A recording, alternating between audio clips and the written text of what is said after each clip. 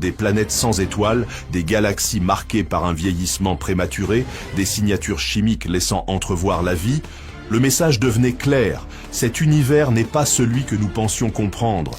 Il est plus rapide, plus étrange et infiniment plus vivant. L'univers cligne en premier. Pendant des années, le modèle Lambda Cold Dark Matter, Lambda CDM, a servi de colonne vertébrale à la cosmologie moderne. Il décrivait un univers qui s'étendait progressivement, où les galaxies se formaient lentement, les étoiles s'allumaient en séquence, et le temps suivait un arc prévisible. Puis vint James Webb. Avec ses yeux infrarouges, scrutant plus profondément dans le temps que jamais auparavant, il renvoya des images qui ne collaient pas. Les galaxies se formaient trop tôt, les étoiles mouraient trop vite, et des structures entières apparaissaient avant que les lois de la physique ne disent qu'elles pouvaient exister. Certaines anomalies pouvaient être rejetées comme des erreurs de calibration, d'autres comme des biais d'observation. Mais le motif refusait de disparaître. Une galaxie, âgée d'à peine 300 millions d'années, montrait des signes de chimie mature.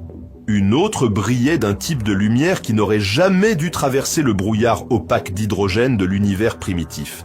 Ce n'étaient pas des cas isolés, c'étaient des signaux d'alerte, et la lumière décalée vers le rouge n'était pas le seul élément à contredire les attentes. Même plus près de nous, dans la nébuleuse d'Orion, Webb détecta des dizaines de géantes gazeuses errantes, des JUMBO, flottant librement dans l'espace. Mais elles n'étaient pas seules, elles se déplaçaient par paires. Selon la physique, c'est presque impossible. Les éjections planétaires sont chaotiques et violentes. Que deux objets massifs soient expulsés d'un système stellaire et restent liés gravitationnellement, c'est comme lancer deux balles de tennis dans un ouragan et les voir orbiter l'une autour de l'autre côté. L'univers ne se contentait pas de cligner. Il nous faisait un clin d'œil, osant nous défier de le rattraper. Les fantômes que nous n'étions pas censés voir. Lorsque James Webb révéla ses premières images ultra profondes, les astronomes remarquèrent quelque chose d'étrange. De petits points rouges brillants dispersés à travers l'univers primitif. Au début, ils semblaient insignifiants, mais à mesure que les observations s'accumulaient, leur nombre augmenta. Des centaines de ces anomalies compactes apparaissaient, trop nombreuses, trop lumineuses et trop précoces. Ce n'étaient même pas des galaxies typiques. Elles étaient beaucoup plus petites, certaines ne mesurant que quelques centaines d'années-lumière. Pourtant, leur luminosité rivalisait avec des structures 10 fois plus grandes. On leur donna le surnom de Little Red Dots. Le nom semble anodin, la réalité ne l'est pas. Ces objets ne devraient pas exister 600 millions d'années après le Big Bang. Trop jeunes, trop denses, trop organisés. Les théories s'efforçaient de suivre. Peut-être s'agissait-il de galaxies naissantes, brillant par une formation stellaire intense, peut-être de quasars précoces, trous noirs supermassifs dévorant la matière plus vite que la lumière ne peut s'échapper, mais ils n'avaient pas les signatures habituelles en rayons X ou radio. Ils brillaient, oui, mais dans le silence. Une idée commença à gagner du terrain. Il pourrait s'agir de quasars en cocon, trous noirs enveloppés d'épais nuages de gaz et de poussière, cachant leurs noyaux violents. Cela expliquerait l'absence de rayonnement haute énergie. Mais cela ne justifie pas pourquoi ils sont si nombreux, ni pourquoi ils disparaissent après le premier milliard d'années de l'univers. Puis vint quelque chose d'encore plus étrange. UHZ1. Une galaxie nouvellement identifiée avec un trou noir si massif qu'il pèse autant que toutes les étoiles de la galaxie réunies. Dans la plupart des galaxies, les trous noirs ne représentent qu'une infime fraction, environ 0,1% de la masse stellaire. Mais celui-ci est à parité. Cela confirme une théorie longtemps soupçonnée, l'effondrement direct. Certaines nuées de gaz ne se sont pas donné la peine de former des étoiles. Elles se sont effondrées sur elles-mêmes, donnant naissance directement à des trous noirs, sans avertissement, sans lumière, juste un abandon gravitationnel. Si l'univers a commencé ainsi, alors peut-être que ce que nous voyons ne sont pas des galaxies formant trop vite. Peut-être ne sont-elles que les vestiges de quelque chose qui ne s'est jamais formé. Un signal qui ne devrait pas exister. Parmi les étrangetés révélées par Webb, une galaxie traversa à la fois le temps et la théorie. JADES GSZ 13.1. Elle scintillait comme un vestige datant de seulement quelques centaines de millions d'années après le Big Bang et, à première vue, ressemblait à de nombreuses galaxies anciennes que Webb cataloguait. Mais les scientifiques remarquèrent alors quelque chose d'inattendu. La radiation Lyman alpha. Cette longueur d'onde spécifique de la lumière ultraviolette est produite par des étoiles chaudes et jeunes et elle est normalement absorbée par le dense brouillard d'hydrogène neutre qui enveloppait l'univers primitif. Pendant cette période, connue sous le nom d'époque de la rayonisation, le cosmos était encore opaque. La lumière stellaire ne pouvait pas voyager loin. Il fallut des centaines de millions d'années aux premières étoiles et galaxies pour ioniser le brouillard et rendre l'espace transparent. Mais JADES GS Z13-1 n'avait pas reçu ce message. Sa lumière traversait ce rideau d'hydrogène avec une clarté troublante. Cela ne devrait pas être possible, sauf bien sûr si la rayonisation ne s'était pas déroulée comme on le pensait. Peut-être que le processus n'était ni graduel ni uniforme. Peut-être qu'il était irrégulier et chaotique. Des explosions localisées de clarté plutôt qu'un lent déclin uniforme. Une tempête plutôt qu'un lever de soleil. Rien que cela suffirait à réécrire la chronologie. Mais ce n'était que le début. Ailleurs dans les données de Webb, les scientifiques identifièrent Circe 2112, une galaxie spirale barrée, pratiquement identique à la Voie lactée, existant seulement 2 milliards d'années après le Big Bang. Les spirales barrées sont des structures anciennes. Leurs barres, ces lignes droites d'étoiles traversant leur centre, mettent des milliards d'années à se stabiliser. Et pourtant, voici un adulte cosmique dans l'univers d'un enfant.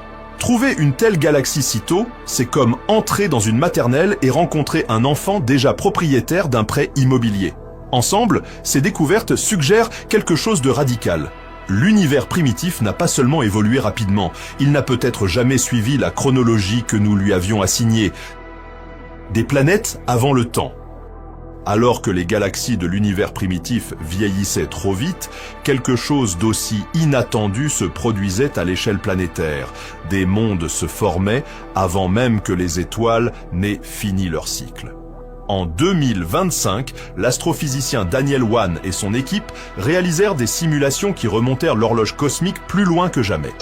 Ils découvrirent que des planétésimaux rocheux, ces noyaux minuscules et denses qui deviennent des planètes terrestres, pouvaient s'être formés des 200 millions d'années après le Big Bang. Cela n'était censé se produire qu'après que l'univers ait traversé plusieurs générations de vie et de mort stellaire, assez longtemps pour disperser les éléments lourds nécessaires à la formation de croûtes rocheuses. Mais les modèles de Hwan montrèrent que c'était possible même dans les cendres des premières étoiles. Cela signifie que des planètes réelles, pas seulement des boules de gaz glacé, pouvaient accueillir de l'eau liquide presque dès le départ. Et puis vint quelque chose qu'aucun modèle n'avait prévu. Dans un système planétaire situé à seulement 120 années-lumière, Webb observa K 2-18b, une planète aquatique de la taille de Neptune, orbitant dans la zone habitable de son étoile. Dans son atmosphère, il détecta le diméthylsulfure, ou DMS, une molécule produite sur Terre uniquement par la vie. Plus précisément, par le phytoplancton océanique. Aucun processus géologique connu ne génère de DMS. C'est un signal provisoire, oui. Mais s'il se confirme, il constituerait la première preuve directe d'activité biologique au-delà de la Terre. Pendant ce temps, dans un autre système, Webb observa un processus plus mécanique en action. Sur WASP-39b, une géante gazeuse chaude, il détecta du dioxyde de soufre, preuve d'une photochimie active où la lumière UV décompose les molécules atmosphériques pour les recombiner en de nouveaux composés. C'est le même type de danse moléculaire qui a peut-être nourri l'atmosphère de la Terre primitive avec des précurseurs de la vie. Ensemble, ces observations suggèrent que l'univers n'a pas seulement construit des planètes tôt, il a peut-être aussi appris à leur faire respirer. L'énergie noire refuse de rester en place. Pendant plus de 2 décennies, l'énergie noire a été considérée comme une constante cosmique, une force invisible étirant l'espace à un rythme régulier. Elle était intégrée au modèle lambda CDM comme une hypothèse silencieuse, élégante et immuable. Mais en 2025, le Dark Energy Spectroscopic Instrument, DESI, publia une carte si vaste qu'elle fissura cette hypothèse. La carte tridimensionnelle de l'univers réalisée par DESI révéla quelque chose d'étrange. Le regroupement à grande échelle des galaxies ne correspondait pas tout à fait aux attentes. Les motifs d'ondes, fossile des ondes sonores du cosmos primitif, apparaissait étiré d'une manière suggérant que l'énergie noire avait été autrefois plus forte qu'aujourd'hui. Cela défie l'idée d'une constante cosmologique fixe. Au contraire, cela suggère que l'énergie noire pourrait être une force fluide changeant avec le temps, un concept connu sous le nom de quintessence. Puis vint un choc encore plus profond. Dans une étude distincte, l'astronome Alexia Lopez découvrit une structure appelée The Big Ring, un arc massif de galaxies mesurant 1,3 milliard d'années-lumière. Il est si vaste que, si vous pouviez le voir depuis la Terre, il occuperait 15 fois la taille de la Lune dans le ciel nocturne. Selon le principe cosmologique, de telles structures ne devraient pas exister. L'univers est censé être lisse et uniforme à grande échelle. Mais le Big Ring et son voisin tout aussi troublant, le Giant Arc, suggèrent le contraire. Le cosmos n'est peut-être pas dépourvu de forme. Il pourrait posséder texture, orientation et design. Les forces qui pilotent son expansion ne se déploieraient peut-être pas également dans toutes les directions. L'énergie noire, finalement, ne serait peut-être pas une poussée constante, mais le battement d'une force plus profonde et ancienne, encore en train de se déployer. Le spin que nous n'avions jamais ressenti. En 2025, l'astrophysicien Lior Shamir publia une étude qui remettait en cause l'une des hypothèses les plus anciennes et les plus sacrées de la cosmologie, celle selon laquelle l'univers n'a pas de direction privilégiée. En utilisant les données de James Webb sur le ciel profond, il analysa le sens de rotation de plus de 260 galaxies spirales anciennes. Ce qu'il trouva n'était pas un équilibre, c'était un biais. Les 2/3 des galaxies tournaient dans le sens des aiguilles d'une montre, tandis qu'un tiers seulement tournait dans l'autre sens. Dans un univers vraiment isotrope, sans direction particulière, cela ne devrait jamais se produire. La répartition devrait être à peu près égale, mais ce n'était pas le cas. Le cosmos, semblait-il, se tordait. Cela amena certains scientifiques à proposer une idée audacieuse. Et si l'univers observable entier était en rotation? Et si c'était vrai, les implications dépassent largement la simple question de la symétrie.